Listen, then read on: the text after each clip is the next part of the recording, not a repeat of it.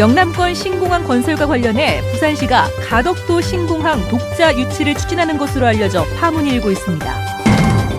경북대병원 노조 파업이 13일을 넘기고 있는 가운데 방만 경영 정상화라는 정부 지침이 최대 걸림돌이 되고 있습니다. 대구시가 시내버스 준공영제 개선안을 마련하는 과정에 시민들이 참여하는 방안을 추진하기로 했습니다. 눈만 내리면 대구 시내버스 운행이 중단되는 사태가 되풀이되고 있습니다. 왜 그런지 그 이유를 짚어봤습니다. 네, 여러분 안녕하십니까? 대구 경북 소식 전해드립니다. 한동안 잠잠했던 신공항 관련 소식으로 뉴스 시작합니다. 이 부산시가 가덕도 신공항을 독자적으로 추진하려는 움직임을 보이고 있습니다. 입지 선정 용역 결과를 수용하겠다는 영남권 5개 시도지사의 합의를 정면으로 뒤집는 것이어서 파문이 일고 있습니다. 금규신 기자가 취재했습니다. 지난 10월 대구와 경북, 울산, 경남, 부산의 시도지사들은 정부의 남북권 신공항 입지 선정 결과를 수용하기로 합의했습니다. 그러나 부산시의 생각은 달랐습니다. 서병수 부산시장은 지난 6일 홍준표 경남지사와 만난 자리에서 지자체가 민자를 유치해 공항을 건설할 수 있도록 정부가 도와줘야 한다고 밝힌 것으로 알려졌습니다. 서 시장은 또 국가 이익을 위해 가덕도에 신공항이 반드시 들어서야 한다면서 국제공인기관의 판단에 따라 정부가 결단해야 하고 그렇지 못한다면 부산은 독자적으로 신공항 청사진을 제시하겠다고 밝혔습니다. 부산시는 또 중국과 미국 등의 해외 민간 자본이 가덕도 신공항에 투자하겠다는 의사를 전해왔다고 밝혔습니다. 대구시 등 용역 결과 수용에 합의한 4개 시도는 부산시의 독자공항 추진은 절대 있을 수 없는 일이라면서 반발하고 있습니다. 국토부가 지금 조정 과정을 거치고 있고 자기가 입지 용역을 발주하겠다 하고 있는 이런 상황에서 좀 넌센스란 얘기지. 국토교통부 역시 항공법상 공항 건설 주체는 국토부 장관이라면서 지자체의 독자공항 건설은 불가능하다는 입장입니다.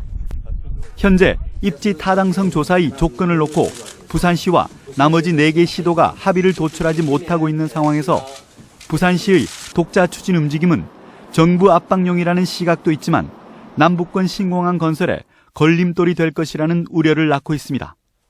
MBC 뉴스 금교시입니다. 눈이 내린 어제 대구시는 시민들에게 대중교통 이용을 당부했지만 정작 시내버스는 곳곳에서 멈춰섰습니다. 눈만 오면 이런 일이 반복되고 있는데 대책이 사실상 없기 때문입니다. 도성진 기자가 취재했습니다. 출근길 눈이 내린 어제 대구 수성구의 한 도로.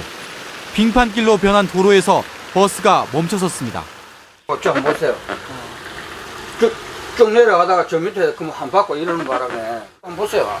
그대로 빙판이라니까. 대중교통을 믿고 나선 출근길 시민들은 도로에서 발만 동동 굴렀습니다. 지금 순환 3분이 전혀 올 그게 없으니까. 걱정이 많이 되시겠네요. 지금 택시 오면 택시한테 달려니까 택시도 지금 안 나요. 어제 3cm 안팎의 적은 눈에 대구 시내 16개 버스 노선이 먹통이 됐는데 이는 오래만의 문제가 아닙니다. 지난 2010년 대구 동구의 퇴근길 모습. 그리 가파르지도 않은 오르막에도 버스들이 연신 헛바퀴만 돌며 멈춰섭니다. 제설 작업을 그래 좀 해도 그럼 머리라도 차안하지 뿌리가 올라가면 되는데 지금 이것도 저것도 안 돼요. 차가 어동나게 걸려. 2년 전과 똑같은 모습이 올해도 대구 시내 곳곳에서 그대로 재현되고 있지만 체인이나 스노타이어 등 월동장구를 갖춘 버스는 찾아볼 수 없습니다. 대구시가 매년 버스 업체에 체인과 모래주머니 등 월동대책 마련을 주문하고 있지만 업체 자체 점검에 맡기기 때문입니다. 체인은 도로가 파손될까봐 쓰지 못하고 스노타이어는 비싸서 엄두를 못 낸다며 사실상 무대책임을 시인합니다.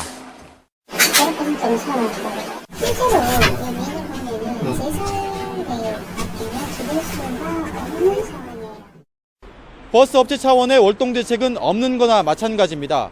이 상태로라면 앞으로 대구 시민들은 또 적은 눈에도 큰 불편을 겪어야 할 것으로 보입니다. MBC 뉴스 도성진입니다. 한 해 1,000억 원이 넘는 시민 세금이 투입되는 대구 시내버스에 대해 비판적인 시각이 많습니다. 그래서 대구시가 시민들이 참여하는 시내버스 준공영제 개선안을 마련하기로 했습니다. 이상원 기자가 보도합니다. 시내버스 준공영제의 문제점을 바라보는 시각들은 다양합니다. 대구시 의회는 지원금이 제대로 쓰이는지, 지원 기준은 적정한지를 두고 끊임없이 의문을 제기해왔습니다. 이 때문에 노선 개편을 통해 버스를 줄이고 버스업체에 주는 지원금의 표준 원가도 투명하게 산정해야 한다고 주장합니다. 부품을 100만 주고 간다 해놔놓고 표준원가 100만 원, 100만 원 다 받고 중고 부품을 끼운다든지, 기사도 버스 한 대당 2.6명을 써야 되는데 그거 다 안 쓴다든지, 조품이 지금 표준원가에 많이 들어있어요. 시민사회단체는 더 나아가 대구시가 준공영제를 계속해야 하는지 근본적인 고민이 필요하다는 의견을 내놓고 있습니다. 지금까지 10년 정도 해왔는데 이런 준공영제가 과연 대구 지역에 적합한 어떤 그런 체계인지, 그리고 이런 방식으로 했을 때 과연 얼마만큼 지속할 것인가에 대한 어떤 그런 지속성에 대해서도 심각한 문제가 있고. 대구시는 노선 개편 용역을 두고 불신이 커지자 시민들이 직접 참여하는 준공영제 개선안을 마련하기로 했습니다. 시의회, 시민사회단체, 그리고 우리 시정부가 함께 가칭해서 버스 준공영제 개혁 시민위원회를 만들어서 근본적인 방안을 한번 찾아볼 생각입니다. 대구 시내버스 준공영제에 대한 개혁 요구가 거세지고 있는 가운데 시민들의 다양한 의견을 공개적으로 수렴하겠다는 대구시의 보관이 만족스러운 결과를 내놓을지 주목됩니다. MBC 뉴스 이상훈입니다. 도청 이전 특별법 개정안이 오늘 국회 본회의를 통과해 경상북도는 도청 이전 비용을 충당할 수 있게 됐고, 대구시는 국가 사업을 조기에 유치할 수 있는 기반을 마련하게 됐습니다. 대구시에 따르면 정부는 우선 내년 예산에 경상북도와 충청남도 도청 이전터 활용 사업비로 20억 원을 확보한 것으로 알려졌으며, 내년에 도청 이전터 활용 계획이 마련되면 관련 사업비를 2016년 예산 편성 때부터 반영할 수 있을 것으로 보입니다. 대구시가 오늘 경북대학교 IT 융합산업빌딩 6층에 지방에서는 처음으로 정보보호 서비스 지원을 위한 대구 정보보호센터를 열었습니다. 미래부와 대구시가 협력해 설립한 대구 정보보호센터는 지역 중소기업이 운영하는 서버와 홈페이지에 보안 취약점 점검과 기술 지원, 정보보호 법률 지원 및 임직원 교육 등을 수행하게 됩니다. 대통령 직속 지방자치발전위원회가 광역시의 기초의회와 기초단체장 직선제를 폐지하는 방안을 추진하기로 했습니다. 지방자치에 역행한다는 반발이 거세게 일면서 논란이 증폭되고 있습니다. 보도에 박재현 기자입니다. 지방자치발전 종합계획의 논란의 핵심은 광역시 기초의회와 기초단체장 직선제 폐지, 광역시의 구군의회는 행정의 비효율성 등을 이유로 폐지하고 구청장과 군수는 시장이 시의회 인사청문회를 거쳐 임명한다는 겁니다. 20년 넘게 쌓아온 지방자치 발전에 정면으로 역행한다는 반발이 즉각 터져나오고 있습니다. 효율성에 초점을 맞춰가지고 기초의회를 폐지한다는 것은 시대에 역행하는 정책이라고 밖에 볼 수 없고, 실질적인 그 권한들이 지방자치나 여건들이 마련되어 있어야 되는데 현재는 그렇지 못한 사정이 있기 때문에 굉장히 우려스럽고 또 굉장히 문제가 많다고 이렇게 보여지는 거죠. 일부 시민단체들은 기초자치에 오히려 더 많은 역할과 권한을 부여해야 한다며 즉각 철회를 주장하고 나섰습니다. 어떻게 보면 관치 시대로 다시 회귀하고 있는 듯한 느낌이 들어서 이것은 풀뿌리 민주주의에 정면으로 역행한다고 생각이 됩니다. 그동안 기초자치의회와 단체장 직선제에 비판적 시각도 있었던 만큼 보완책 마련을 위한 사회적 합의 과정이 필요하다는 의견도 나오고 있습니다. 행정적 효율성이냐 아니면 우리 민주주의의 기본적인 원칙과 정신이냐라는 것을 두고 우리가 많은 토론과 합의가 필요한 부분일 것 같고요. 지방자치발전 종합계획은 야당 등 정치권의 반발이 만만치 않은 데다 법률 재개정도 필요해 상당한 진통이 예상됩니다. MBC 뉴스 박재영입니다. 한편 지방분권운동 대구 경북본부는 오늘 성명을 내고 지방자치발전위원회가 광역시 자치구 폐지를 제안한 것은 현행 헌법의 지방자치 이념을 무시하고 지방의 현실을 망각한 계획이라고 비판했습니다.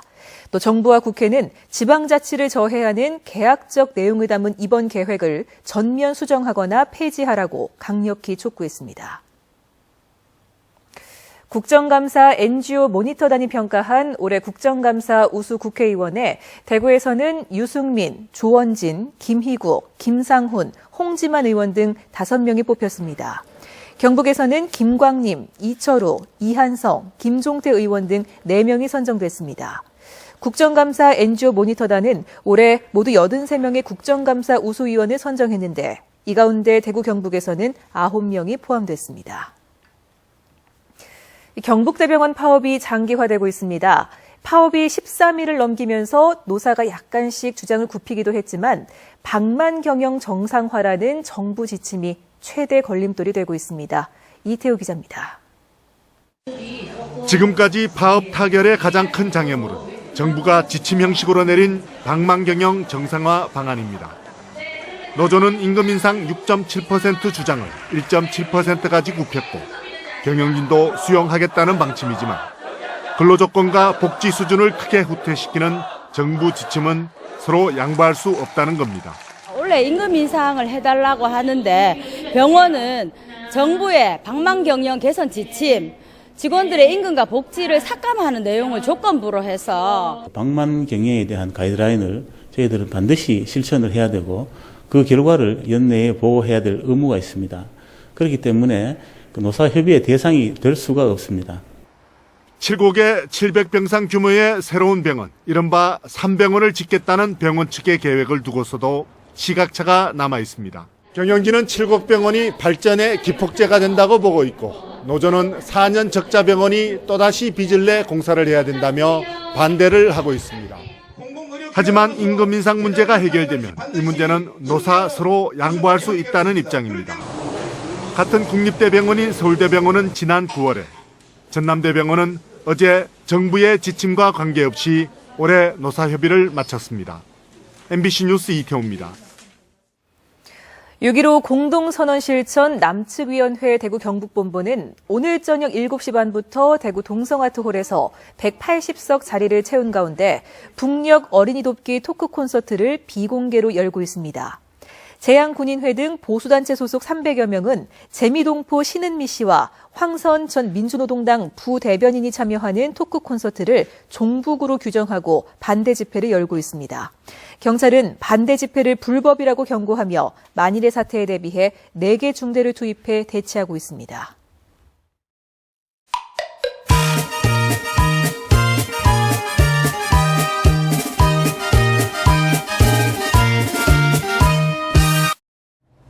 오늘 우리 지역에서 벌어진 의미 있는 행사를 전해드리는 동네 한바퀴입니다. 저는 지금 대구시 중구의 한 주택가에 나와 있는데요. 지금 이곳은 지난해 대구로 자리를 옮긴 한국감정원이 지난해 6월부터 시작한 낡고 불편한 집을 고쳐주는 사랑 나눔의 집 사업이 한창 진행 중에 있습니다. 옥탑방이나 반지하에서 열악한 주방에서 거주하시는 덕고 노인분들이나 소년소녀 가장을 위해서 집을 고쳐주는 사업인데요. 금년에 57채를 했습니다. 마지막 봉사고요. 좀 더 따뜻하고 쾌적한 환경에서 사시기를 바라는 마음으로 하고 있습니다. 한국감정원은 주거환경 개선에 이어 오늘은 또 사랑의 연탄 배달까지 함께했는데요. 앞으로도 지역을 위한 다양한 사업을 추진해 주길 기대해 보겠습니다. 구미에 있는 경상북도 새마을회관에서는 제34회 대통령기 국민독서 경진 경북대회 시상식이 열렸습니다. 오늘 시상식에서는 부문별로 23명에게 각종 표창장이 전달됐으며 저마다 읽은 책의 내용과 감상을 이야기하는 독후감 발표도 이어졌습니다. 경산 컨벤션 웨딩에서는 경산 지역 시각장애 어르신들을 위한 제9회 더불어 사는 한마당 축제가 펼쳐졌습니다. 경북시각장애연합회 경산지회 주최로 열린 오늘 축제에는 시각장애 어르신들과 가족들 그리고 자원봉사자들이 함께 참석해 기념식과 노래자랑, 장기자랑을 하면서 즐거운 시간을 보냈습니다. 대구 봉산문화회관에서는 제3회 대구 출판 인쇄 디자인 공모전 개막식이 열렸습니다. 대구 경북 인쇄조합이 마련한 이번 디자인 공모전에는 나는 대한민국 디자이너다를 주제로 지난 10월 접수한 출판 인쇄 디자인 분야 189점의 응모작 가운데 수상작으로 선정된 작품들이 오늘부터 14일까지 엿새 동안 전시됩니다. 동네 한 바퀴 정미옥입니다. 경주 세계문화엑스포는 오늘 서울 플라자 호텔에서 내년 8월에 개막하는 2015 경주 실크로드 대축전의 성공 개최를 위한 오피니언 리더 중앙자문회의를 열었습니다. 이번 자문회의는 이어령 전 장관과 김용호 전 국회의장 등 문화, 예술 등 각계 최고 권위자를 초청해 내년 8월 경주에서 열리는 경주 실크로드 대축전의 성공적 개최를 위한 추진 방향을 제시하기 위해 마련됐습니다. 대구지방변호사회가 지역 법원의 재판장과 단독 판사를 대상으로 법관 평가 제도를 통해 베스트 법관을 뽑은 결과 제1행정부 권순영 부장판사와 가사 1단독 김유성 판사, 그리고 제20민사부 손봉기 부장판사가 선정됐습니다. 이 베스트 판사들은 사건 쟁점을 명확하게 파악하고 친절한 태도로 재판을 진행한 점을 높이 평가받았습니다. 대구 변호사회는 반대로 워스트 법관도 선정했지만 공개는 하지 않았습니다. 대구시는 오늘 대구문화예술회관 80홀에서 자원봉사자 1000여 명이 참석한 가운데 2014 자원봉사자 대회를 열었습니다. 올해 제12회 대구 자원봉사 대상은 지난 1983년부터 30년 동안 연탄 전달과 급식 봉사, 옷 세탁 등의 봉사 활동을 꾸준히 해온 오형자 씨가 수상했고, 본상은 21년 동안 9,600여 시간의 봉사 활동을 펼친 이경선 씨가 받았습니다. 대구 MBC 특집 다큐멘터리 구텐베르크 고려를 훔치다를 제작한 대구 MBC 보도국 마승나 카메라 기자가 한국방송기자클럽이 주는 올해의 방송기자상 수상자로 선정됐습니다. 구텐베르크 고려를 훔치다는 서양 최초의 금속 활자 인쇄물인 구텐베르크의 42행 성서가 고려 인쇄술의 영향을 받아 만들어졌을 가능성이 높다는 사실을 과학적으로 증명함으로써 고려 금속 활자 인쇄술의 우수성을 알린 점이 높은 평가를 받은 것으로 알려졌습니다. 실험적인 성향의 작품을 소개하고 지역 작가들의 해외 진출을 돕기 위한 실험적 예술 프로젝트 2014가 오늘 대구예술발전소에서 개막했습니다. 내년 1월 25일까지 열리는 이번 행사는 국내외 유명 아티스트들이 참여하는 기획 전시 슈퍼 로맨틱스를 통해 실험적 성향의 국내 작품을 소개하고 국내외 작가들의 교류의 장을 만들어 지역 작가들의 해외 진출을 돕게 됩니다. 네, 지금까지 대구 경북 소식 전해드렸습니다. 여러분 고맙습니다.